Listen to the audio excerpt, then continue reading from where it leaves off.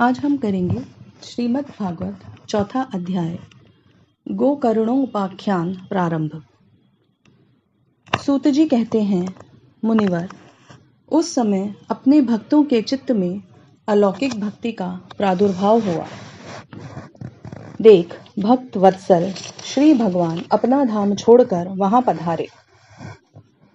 उनके गले में वनमाला शोभा पा रही थी। श्री अंग सजल जलधर के समान श्याम वर्ण था। उस पर मनोहर पीतांबर सुशोभित था। कटी प्रदेश करधरनी की लड़ियों से सुसज्जित था। सिर पर मुकुट की लटक और कानों में कुंडलों की झलक देखते ही बनती थी। वे त्रिभंग ललित भाव से खड़े हुए चित्त को चुराए लेते थे। वक्ष स्थल पर कौस्तुभ मणि दमक रही थी। सारा श्री अंग हरि चंदन से चर्चित था। उस रूप की शोभा क्या कहें। उसने तो मानो करोड़ों कामदेवों की रूप माधुरी छीन ली थी। वे परमानंद चिंद मूर्ति मधुराति मधुर मुरलीधर ऐसी अनुपम छवि से अपने भक्तों के निर्मल चित्तों को आविर्भूत हुए। भगवान के नित्य लोक निवासी लीला परिकर उद्दवादी वहां गुप्त रूप से उस कथा को सुनने के लिए आए हुए थे। प्रभु के प्रकट होते ही चारों ओर जय हो की ध्वनि होने लगी। उस पर भक्ति रस का अद्भुत प्रवाह चला। बार बार अबीर गुलाल और पुष्पों की वर्षा तथा शंख ध्वनि होने लगी।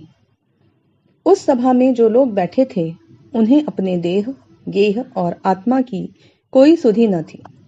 उनकी ऐसी तन्मयता देखकर नारद जी कहने लगे, मुनीश्वर गण, आज सप्ताह श्रवण की मैंने यह बड़ी ही अलौकिक महिमा देखी। यहाँ तो जो बड़े मूर्ख दुष्ट और पशु पक्षी भी हैं, वे सभी अत्यंत निष्पाप हो गए हैं। अतः इसमें संदेह नहीं कि कली काल में चित्त की शुद्धि के लिए इस भागवत कथा के समान मर्त्यलोक में पापुंज का नाश करने वाला कोई दूसरा पवित्र साधन नहीं है। मुनिवर, आप लोग बड़े कृपालु हैं। आपने संसार के कल्याण का विचार करके यह बिल्कुल निराला ही मार्ग निकाला है। आप कृपया कर यह बताइए कि इस कथा रूप सप्ताह यज्ञ के द्वारा संसार में कौन कौन से लोग पवित्र हो जाते हैं। सनकादिक ने कहा, जो लोग सदा तरह तरह के पाप किया करते हैं, निरंतर दुराचार में ही तत्पर रहते हैं और उल्टे मार्गों से चलते हैं तथा क्रोधाग्नि से जलते रहने वाले कुटिल और कामपरायण हैं, वे सभी इस कलयुग में सप्ताह यज्ञ से पवित्र हो जाते हैं। जो सत्य से च्युत, माता पिता की निंदा करने वाले, तृष्णा के मारे व्याकुल, आश्रम धर्म से रहित, दंभी, दूसरों की उन्नति देखकर कुढ़ने वाले और दूसरों को दुख देने वाले हैं, वे भी कलयुग में सप्ताह यज्ञ से पवित्र हो जाते हैं। जो मदिरापान, ब्रह्म हत्या, सुवर्ण की चोरी, गुरु स्त्री गमन और विश्वासघात ये 5 महापाप करने वाले, छल छद्म परायण क्रूर पिशाचों के समान निर्दयी, ब्राह्मणों के धन से पुष्ट होने वाले और व्यभिचारी हैं, वे भी कलयुग में सप्ताह यज्ञ से पवित्र हो जाते हैं।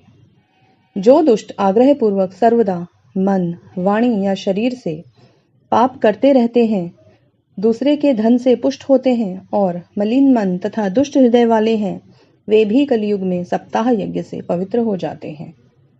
नारद जी, अब हम तुम्हें इस विषय में एक प्राचीन इतिहास सुनाते हैं। उसके सुनने से ही सब पाप नष्ट हो जाते हैं। पूर्व काल में तुंगभद्रा नदी के तट पर एक अनुपम नगर बसा हुआ था। वहां सभी वर्णों के लोग अपने अपने धर्मों का आचरण करते हुए उस नगर में समस्त वेदों का विशेषज्ञ और श्रोत्र सम्राट कर्मों में निपुण एक आत्मदेव नामक ब्राह्मण रहता था। वह साक्षात दूसरे सूर्य के समान तेजस्वी था। वह धनी होने पर भी भिक्षाजीवी था। उसकी प्यारी पत्नी धुंधुली, कुलीन एवं सुंदरी होने पर भी सदा अपनी बात पर अड़ जाने वाली थी। उसे लोगों की बात करने में सुख मिलता था। स्वभाव था क्रूर, प्रायः कुछ न कुछ बकवाद करती रहती थी। गृह कार्य में निपुण थी, कृपण थी और थी झगड़ालू भी। इस प्रकार ब्राह्मण दंपत्ति प्रेम से अपने घर में रहते और विहार करते थे। उनके पास अर्थ और भोग विलास की सामग्री बहुत थी। घर द्वार भी सुंदर थे, परंतु उससे उन्हें सुख नहीं था। जब अवस्था बहुत ढल गई, तब उन्होंने संतान के लिए तरह तरह के पुण्य कर्म आरंभ किए और वे दीन दुखियों को गौ, पृथ्वी, सुवर्ण और वस्त्र आदि दान करने लगे। इस प्रकार धर्म मार्ग में उन्होंने अपना आधा धन समाप्त कर दिया। तो भी उन्हें पुत्र और पुत्री किसी का भी मुख देखने को न मिला। इसलिए अब वह ब्राह्मण बहुत ही चिंतातुर रहने लगा। एक दिन वह ब्राह्मण देवता बहुत दुखी होकर घर से निकला और वन को चल दिया। दोपहर के समय उसे प्यास लगी, इसलिए वह एक तालाब पर आया। संतान के अभाव के दुख ने उसके शरीर को बहुत सुखा दिया था, इसलिए थक जाने के कारण जल पीकर वह वहीं बैठ गया। 2 घड़ी बीतने पर वहां एक सन्यासी महात्मा आए। जब ब्राह्मण देवता ने देखा कि वे जल पी चुके हैं, तब वह उनके पास गया और चरणों में नमस्कार करने के बाद सामने खड़े होकर लंबी लंबी सांसें लेने लगा। सन्यासी ने पूछा, कहो ब्राह्मण देवता, रोते क्यों हो? ऐसी तुम्हें क्या भारी चिंता है जो तुम जल्दी ही मुझे अपना दुख का कारण बताओ। ब्राह्मण ने कहा, महाराज, मैं अपने पूर्व जन्म के पापों से संचित दुख का क्या वर्णन करूं। अब मेरे पितर मेरे द्वारा दी हुई जलांजलि के जल को अपनी चिंता जनित सांस से कुछ गर्म करके पीते हैं। देवता और ब्राह्मण मेरा दिया हुआ प्रसन्न मन से स्वीकार नहीं करते। संतान के लिए मैं इतना दुखी हो गया हूं कि मुझे सब सुना ही सुना दिखाई देता है। मैं प्राण त्यागने के लिए यहाँ आया हूँ। संतानहीन जीवन को धिक्कार है, संतानहीन गृह को धिक्कार है, संतानहीन धन को धिक्कार है और संतानहीन कुल को धिक्कार है। मैं जिस गाय को पालता हूँ वह भी सर्वथा बांझ हो जाती है।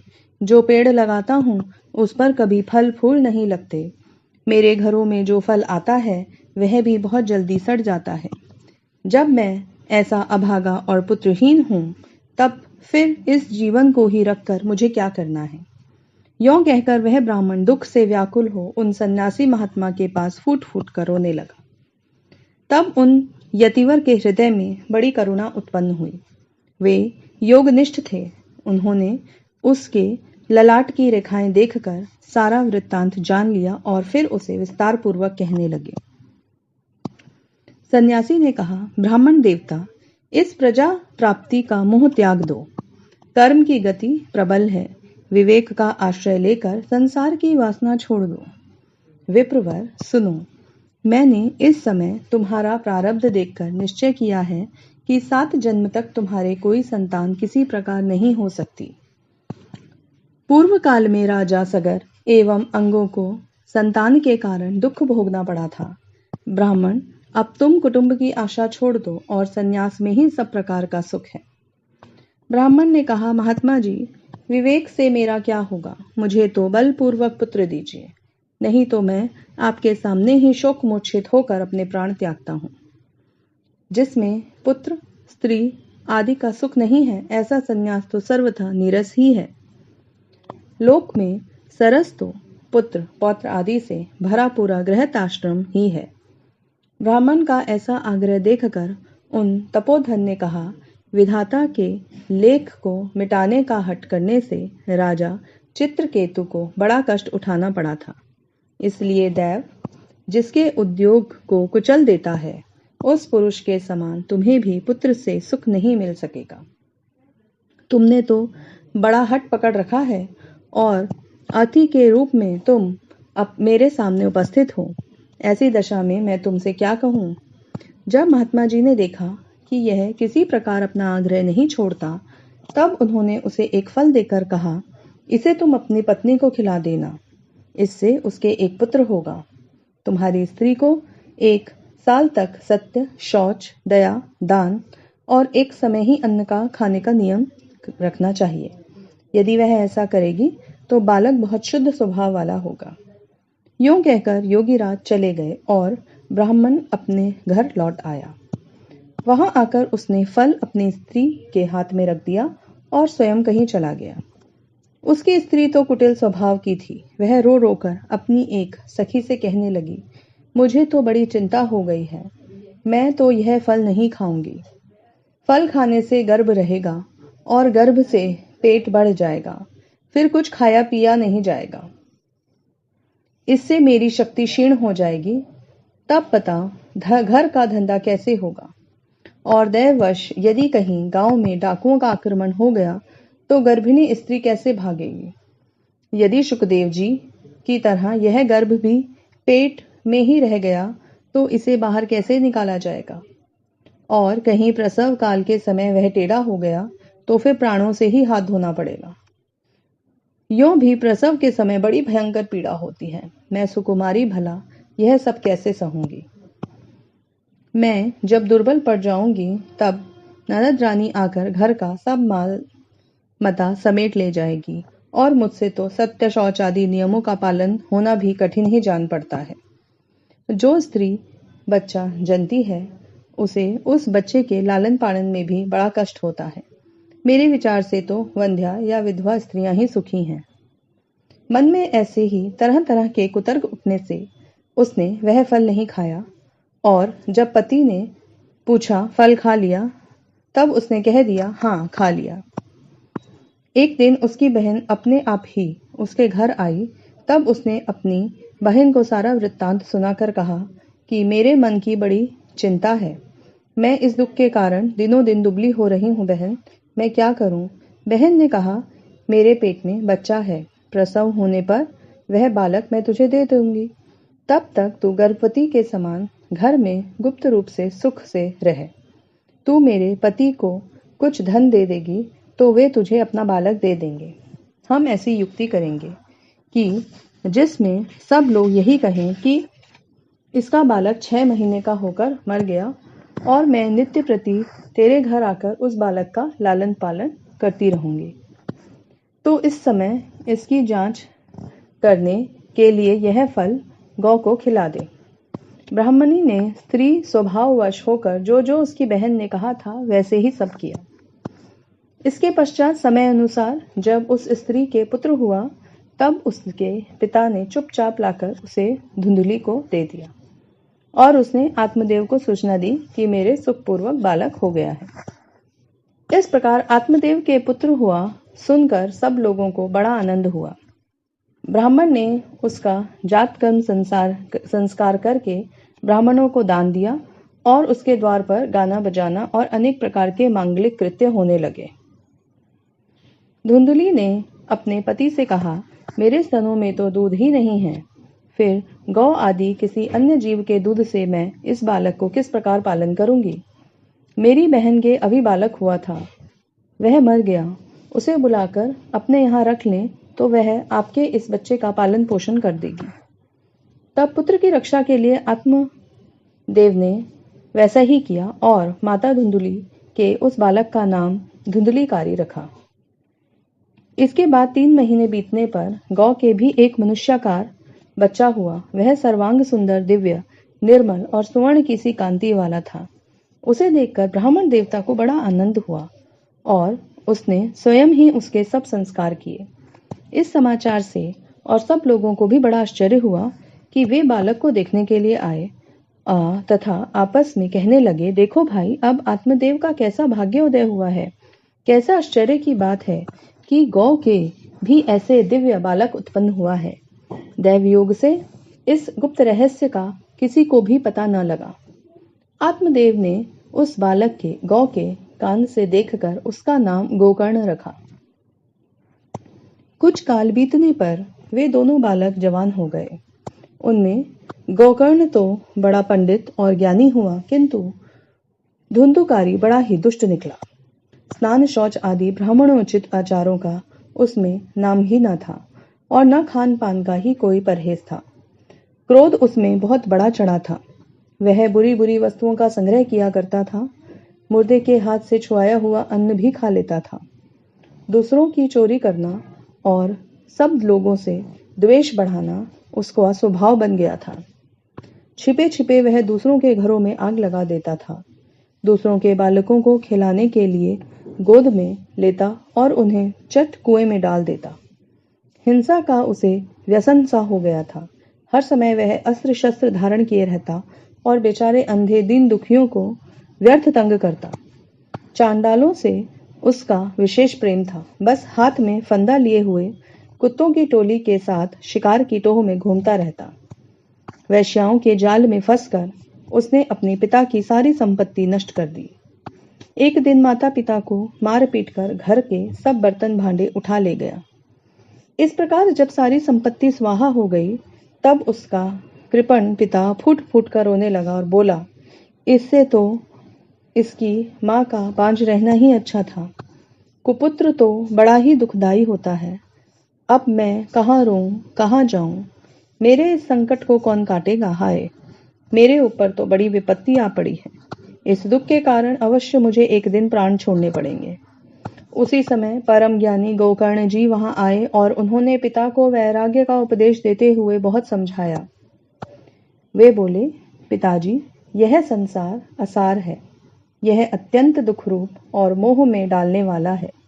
पुत्र किसका, धन किसका, स्नेहवान पुरुष रात दिन दीपक के समान जलता रहता है।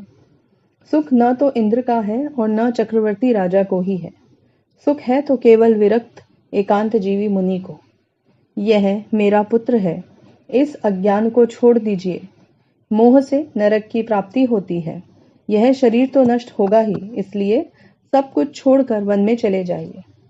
गोकर्ण के वचन सुनकर आत्मदेव वन में जाने के लिए तैयार हो गया और उनसे कहने लगा, बेटा, वन में रहकर मुझे क्या करना चाहिए, यह मुझे विस्तार पूर्वक कहो। मैं बड़ा मूर्ख हूँ। अब तक कर्मवश स्नेह पाश में बंधा हुआ अपंग की भांति इस घर रूप अंधेरे कुएं में ही पड़ा रहा हूँ। तुम बड़े दयालु हो, इससे मेरा उद्धार करो। गोकर्ण ने कहा, पिताजी, यह शरीर हड्डी, मांस और रुधिर का पिंड है।